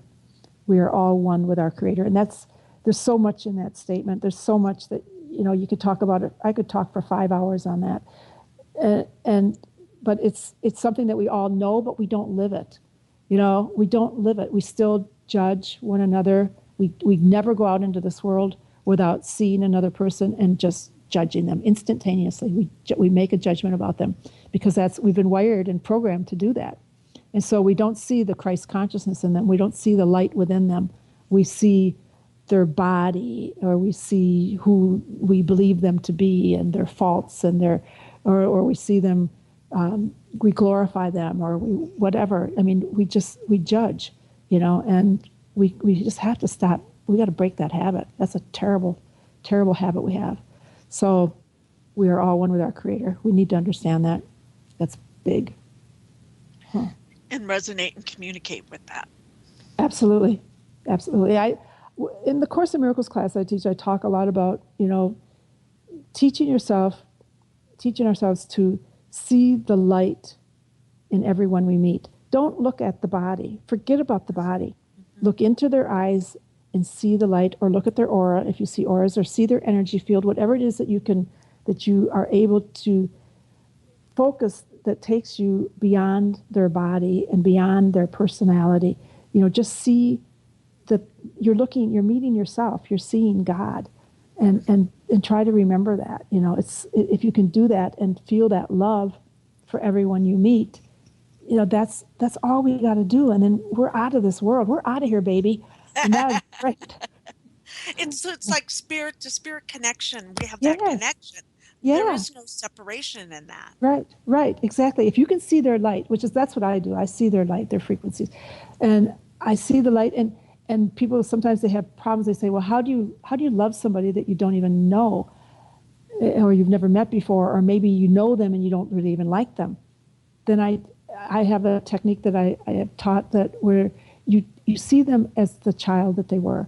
If you don't like that person because they did or said something, or there's something about them, then that's not the true person. You're judging their personality, their ego, their that layer of humanness that's there that we all have, that's damaged and hurt. And as the Course in Miracles says, that's just a cry for love. So give them the love that they want. When somebody is mean to you or angry with you or in any way, anything other than expressing love to you, then they're asking for love from you. So give them what they need. Give them love. So that's, and you do that by seeing the inner child, imagining that they're like 3 years old before they develop the ego, and they're just innocent, they're just innocent. So, because that's the truth of who they are, the rest of it is all just made up. It's part of the game. So an illusion. Yes, exactly. Yeah. I have one quick question before the end of the show from Olive in the chat room, and she says, does Sherry believe or know about the land of the advanced races in the hollow earth?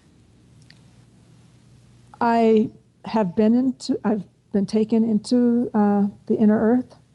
I believe that's where I went on the ship. I've been there a few times. They took me down into the ocean, and then we went into some caverns, and we parked the ship in this beautiful, huge area, and it was blue. It was the most, my whole life I have spent looking for that shade of blue that was there. And I went up this grand staircase. I was there for some kind of a wonderful event. I don't know even what it was. It was just amazing. It was like, I don't know.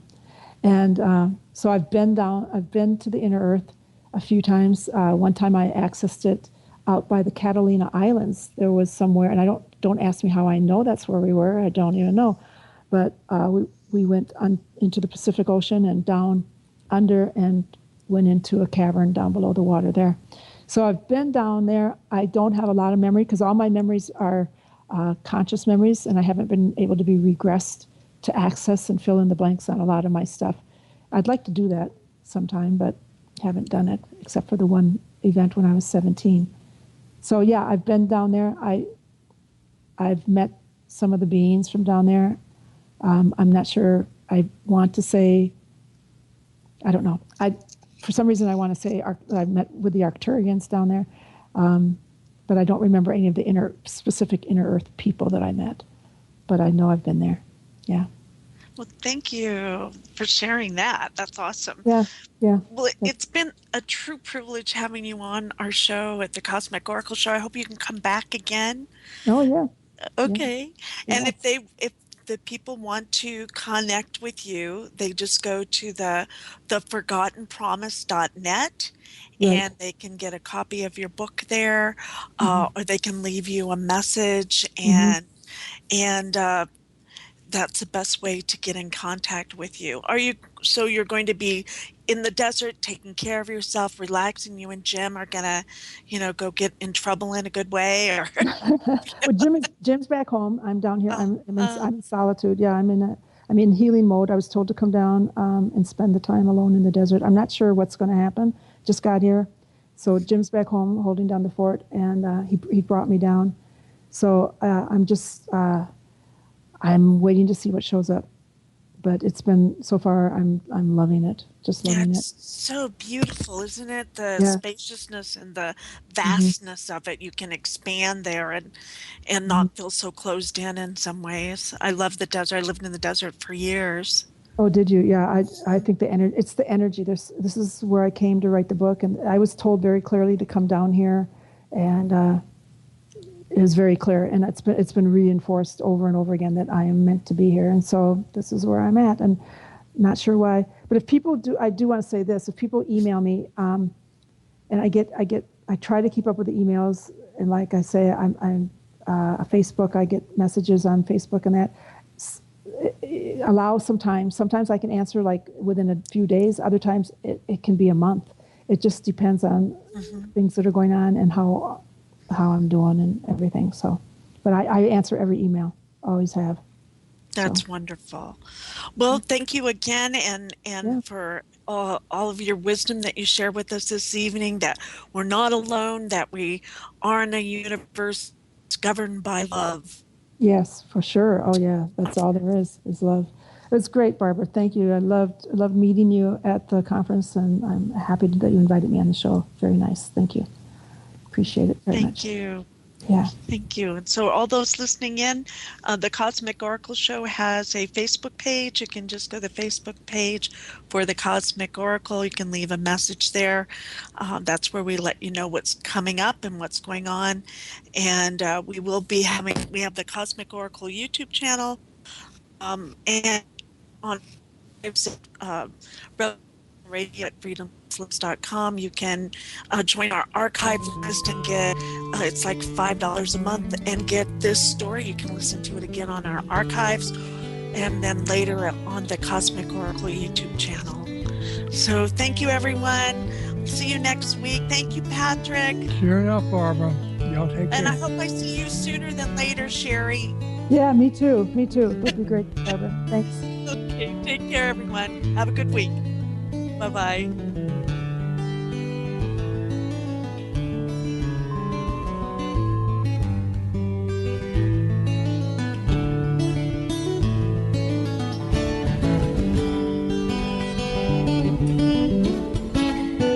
Listen to Revolution Radio at freedomslips.com, and we'll be right back after this message.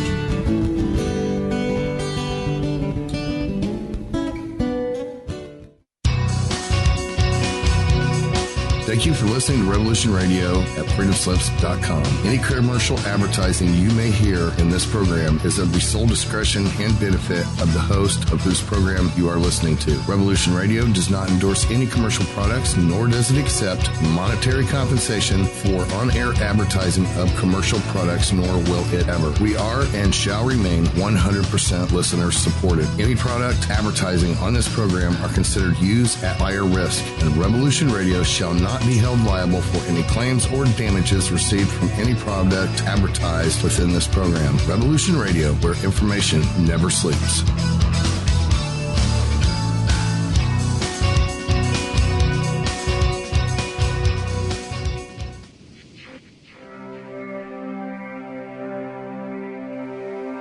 Most guys freeze. That's your cerebral cortex looking for an answer it doesn't have. See? Even your brain knows you're screwed. The body's filling with adrenaline right now, whether you know it or not. Your heart's beating fast. It's getting a little harder to breathe. The neurobiological system is telling it to run, but your knees are too weak to move. Fear is not real. The only place that fear can exist is in our thoughts of the future. It is a product of our imagination, causing us to fear things that do not at present and may not ever exist. That is near insanity. Do not misunderstand me. Danger is very real, but fear is a choice. We are all telling ourselves a story. You're listening to Revolution Radio at freedomslips.com. 100% listener-supported radio. Reporting to danger. Unafraid. Right here, where where information never sleeps. Revolution Radio.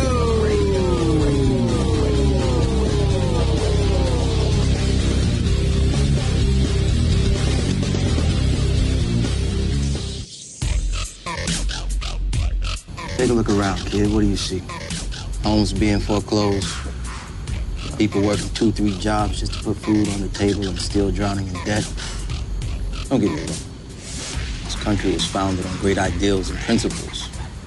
They've all been ruined by the banks. Open your eyes to the banks that are robbing you. You know who my favorite president was? Oh, Thomas Jefferson. Because he saw all of this coming and tried to stop it. He fought the banks. JFK too, and they killed him for it. The banking institution is more dangerous than an army, he said.